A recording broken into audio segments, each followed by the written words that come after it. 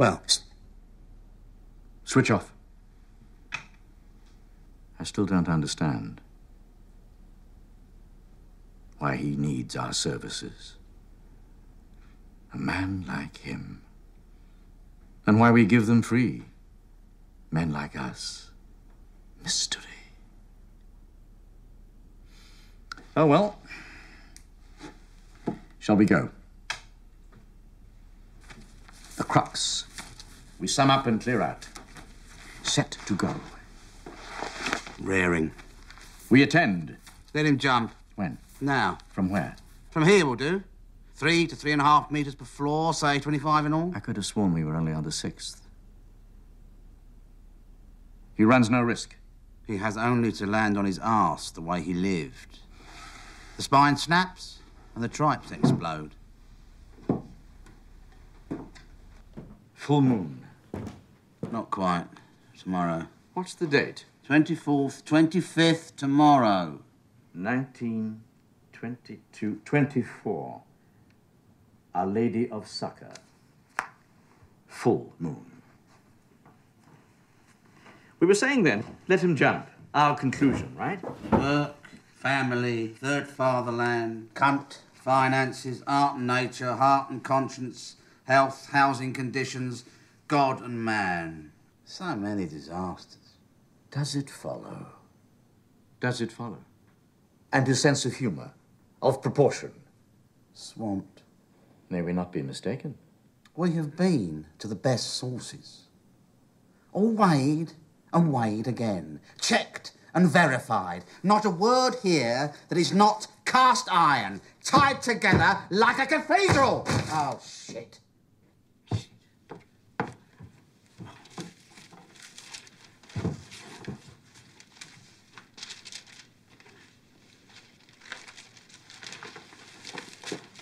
I've seen worse dumps, worse outlooks. Is that Jupiter we see? Where? Switch off. It must be. Where? There. On the right, in the corner. No, it twinkles. What is it then? No idea. Serious.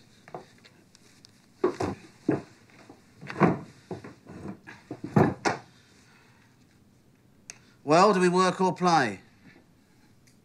You forget this is not his home. He's only here to take care of the cat. At the end of the month, shush, back to the barge. You forget this is not his home. I forget.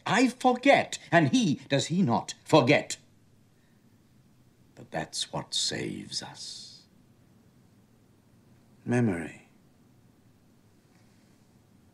Memory.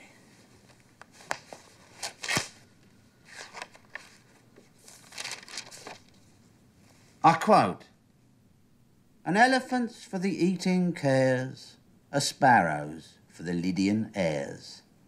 Testimony of Mr. Swell, organist at Seaton Sluice and lifelong friend." I quote, "Questioned on this occasion, open brackets, judicial separation, closes brackets, regarding the deterioration of our relations, all he could adduce was the 5 or 6 miscarriages which clouded, open brackets, oh, through no act of mine, close brackets, the early days of our union, and the veto which, in consequence, I had finally to oppose, open brackets, oh, not for want of inclination, close brackets, to anything remotely resembling the work of love. For on the subject of our happiness, open brackets, for it too came our way, unavoidably, and here my mind goes back to the first vows exchanged at Wootton Bassett under the bastard occasion, or again to the first 15 minutes of our wedding night at Littleton-on-Sea, or yet again to those first long studious evenings in our nest on Commercial Road East, close brackets. On the subject of our happiness, not a word, sir. Not one word. Testimony of Mrs. Aspasia Bud Croker, button designer in residence, Commercial Road East. I quote again. Of our national epos, he remembered only the calamities, which did not prevent him from winning a minor scholarship in the subject. Testimony, Mr. Peabury, market gardener in the Deeping Fens, and lifelong friend. Not a tear was known to fall in our family, and God knows they did in torrents, that was not caught up and piously preserved in that inexhaustible reservoir of sorrow, with the date, the hour, and the occasion, and not a joy, fortunately there were few, that was not, on the contrary, irrevocably dissolved as by a corrosive. In that, he took after me. Testimony of the late Mrs. Darcy Croker, a woman of letters. Do you care for more? Enough. I quote, "To hear him talk about his life, after a glass or two, you would have thought he had never set foot outside hell. He had us in stitches. I worked it up into a skit that went down well. Testimony, Mr. Moore, light comedian, care of widow Merryweather Moore. All Saints on the Wash and lifelong friend." You see, this is not his home, and he knows it full well. Now, let's have the positive elements. Positive? You mean of a nature to make him think that one day things might change? Is that what you want? There are none. Oh, yes, there are. And that's the beauty of it. Forgive me, Bertrand. I don't know what came over me. Moment of consternation. There is that incident of the lottery, possibly. Remember? No. 200 lots. Winner receives high-class watch. Solid gold, hallmark 19 carats. Marvel of accuracy, showing year, month, date, day, hour, minute and second. Super chic, unbreakable hairspring, chrono escapement 19 rubies. Anti-shock, anti-magnetic, airtight, waterproof, stainless, self-winding, centre seconds hand, Swiss parts, deluxe lizard band. What did I tell you?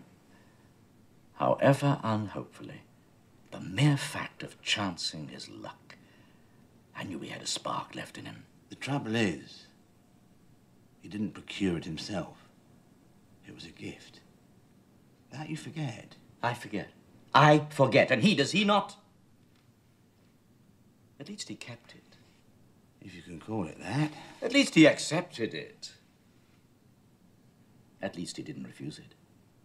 I quote, "Last time I laid eyes on him, I was on my way to the post office to cash an order for back pay. The area before the building is shut off by a row of bollards with chains hung between them.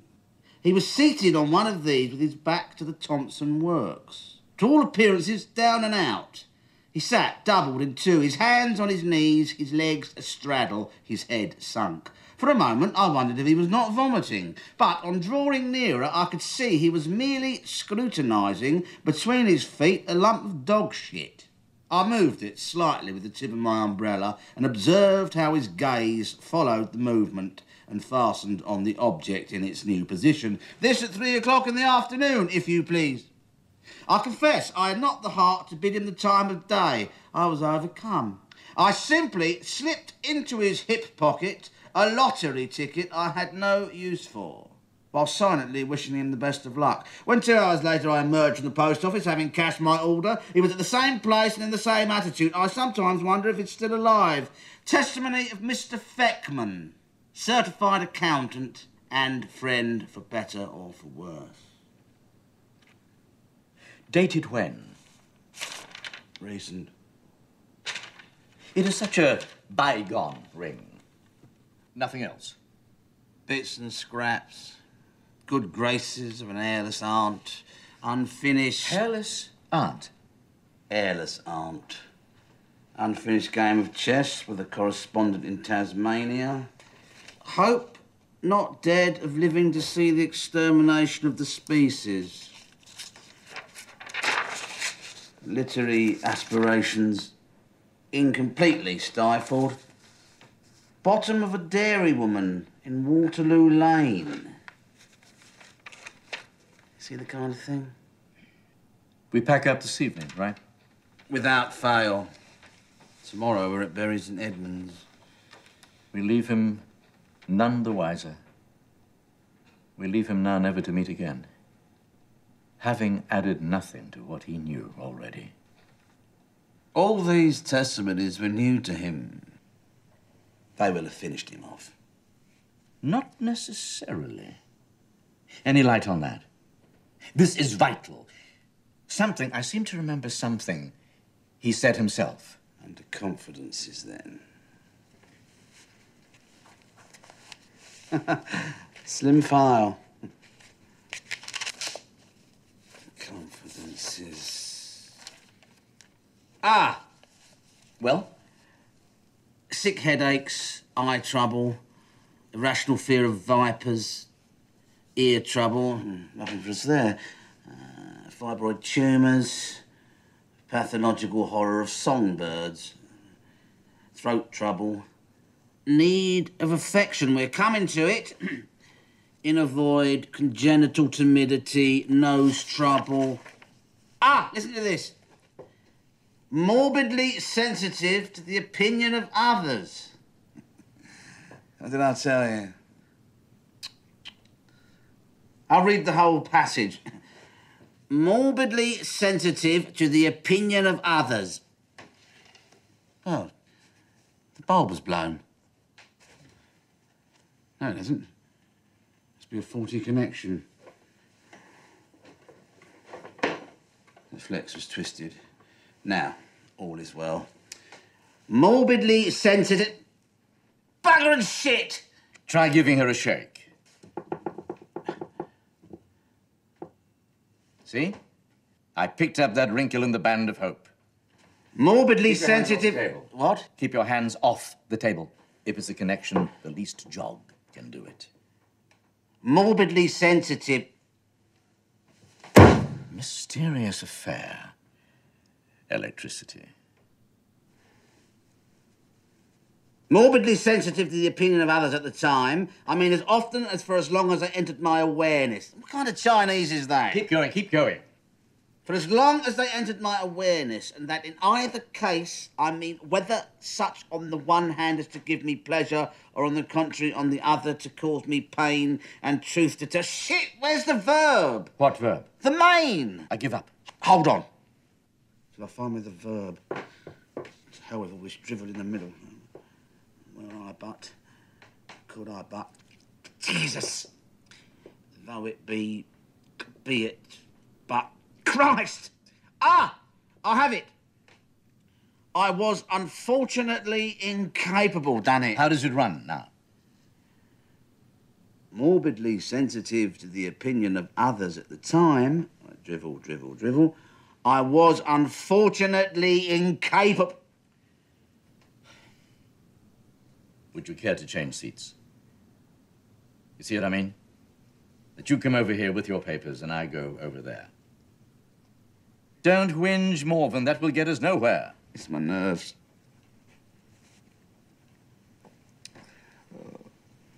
If I was only 20 years younger, I'd put an end to my sufferings. Fie, one should never say such horrid things, even to a well-wisher. May I come to you? I need animal warmth. As you like. With your files, if you don't mind.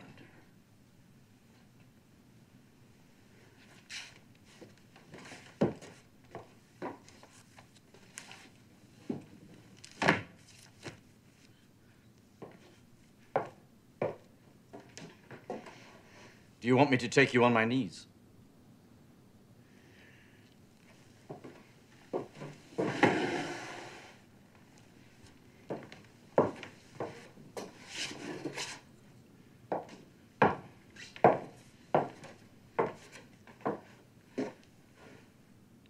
May I sit beside you? No? Then opposite?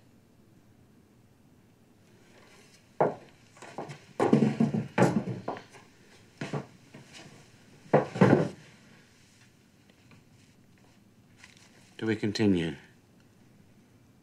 Let's get it over and go to bed. I'll take the lamp. Please, God, it holds out. What will we do in the dark, the pair of us? Do you have matches? Never without. What we would do, stand by the window in the starlight. That is to say, you would.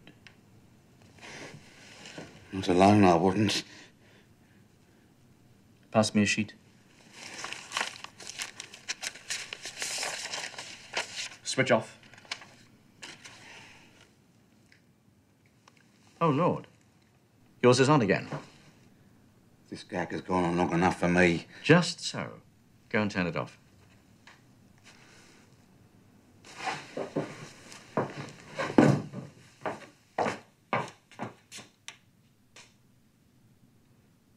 What am I to do? Switch it on again? Come back.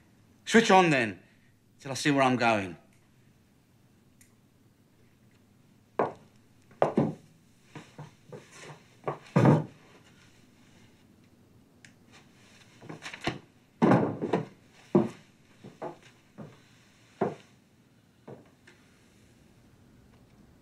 And to think all that is nuclear combustion, all that fairy.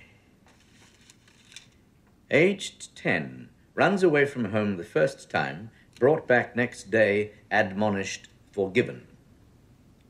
Age 15, runs away from home second time, dragged back a week later, thrashed, forgiven.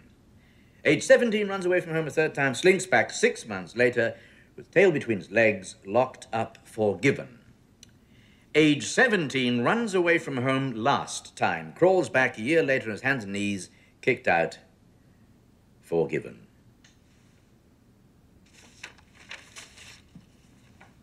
Careful.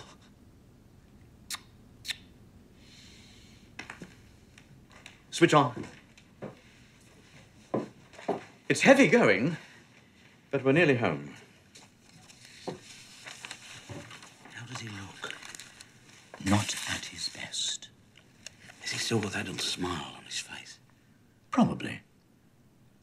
What do you mean, probably? Have you just been looking at him? He didn't have it then.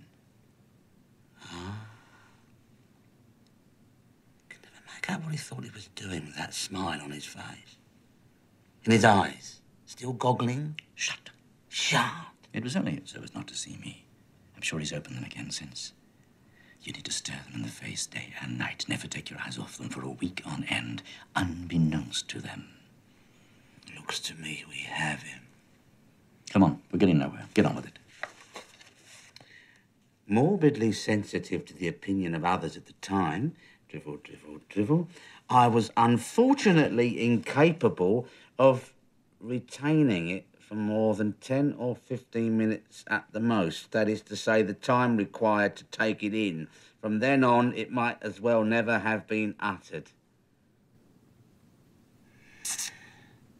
You see, where does that come in? In a letter, presumably never posted, to an anonymous admiratrix. Admiratrix? He begins, He had admiratrix. Friend and admiratrix. That's all we know. Come, Morven, calm yourself. Letters to admiratrixes. We all know what they're worth. There's no need to take everything literally. There's the record. Closed and final. Too late now to start saying that is right and that is wrong. You're a pain in the arse. Good. Let us sum up. We do nothing else. A black future, an unpardonable past, so far as he can remember, inducements to linger on, all equally preposterous, and the best advice, dead letter. Agreed. And airless aren't preposterous? He's not the interested type. One has to consider the client's temperament. To accumulate documents is not enough. Here, as far as I'm concerned, the client is here and nowhere else. All right. Is the one reference there to personal gain? That old aunt, was he ever as much as commonly civil to her? And that dairy woman, come to that, in all the years that he was going to her for his bit of cheddar, was he ever once wanting in respect? No more than. Look, you... That must be the cat. Sounds like it. So, agreed. Black future, unpardonable... As you wish. Let him jump. No further exhibit? Let him jump. Let him jump.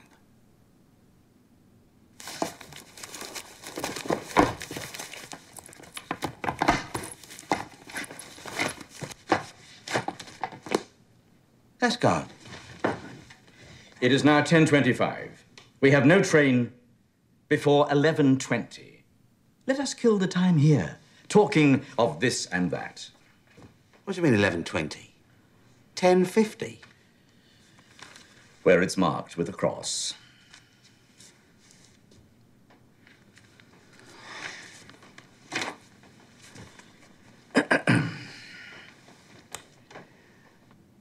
How many unfortunates would be so still today if they had known in time to what extent they were so? Remember Smith? Smith? Never knew anyone of that name. Yes, you did. Big, fat, red hair, always to be seen hanging around World's End. Hadn't done a hand's turn in years. Reputed to have lost his genitals in a shooting accident. His own double barrel that went off between his legs in a moment of abstraction, just as he was getting set to let fly at a quail. Stranger to me. Well, to make a long story short, he had his head in the oven when they came to tell him that his wife had gone under an ambulance. Hell, says he, I can't miss that. And now he has a steady job in Marks and Spencer's. How is Mildred? You know. Good God. Philomel. That put the heart across me. Shh. Hark, hark. It's in the room. Come on. Let's have a look. I'm scared.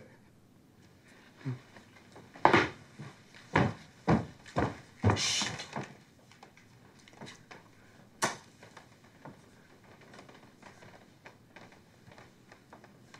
She's not here.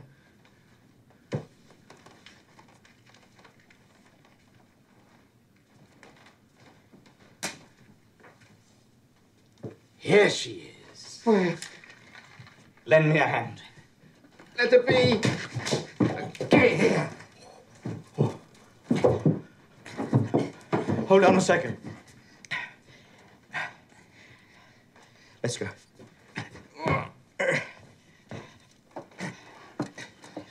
Show a light.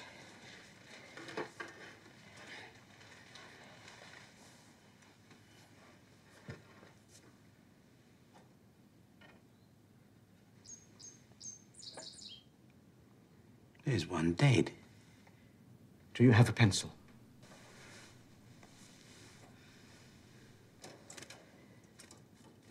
Yes.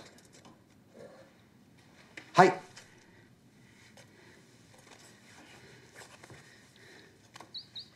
There. Is it the cock or the hen? The hen. Look how drab she is. And he goes on singing. There's lovebirds for you. Lovebirds? More than you'd be the death of me if I were sufficiently alive. Lovebirds. Finches, Pinhead. Look at that lovely little green rump, and the blue cap, and the white bars, and the gold breast. Note, moreover, the distinctive warble. There can be no mistaking it. Ah, you pretty little pet. Oh, you bonny wee birdie. And to think, all that is organic waste. All that splendor.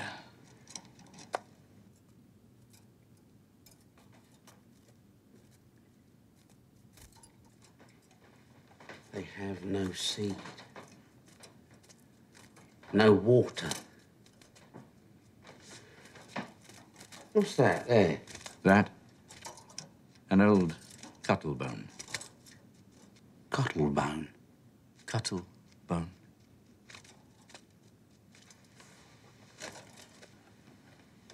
Come, Bertrand. Don't. Nothing we can do.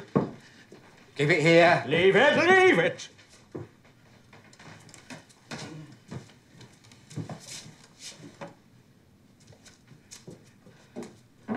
Will you have done dogging me? Do you want me to jump too?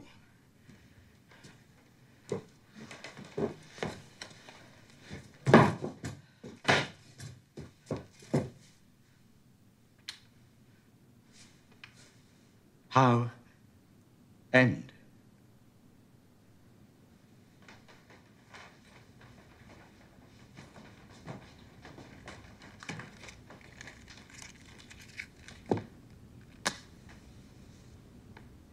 Hi, look at this.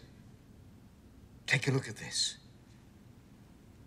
Come on, quick.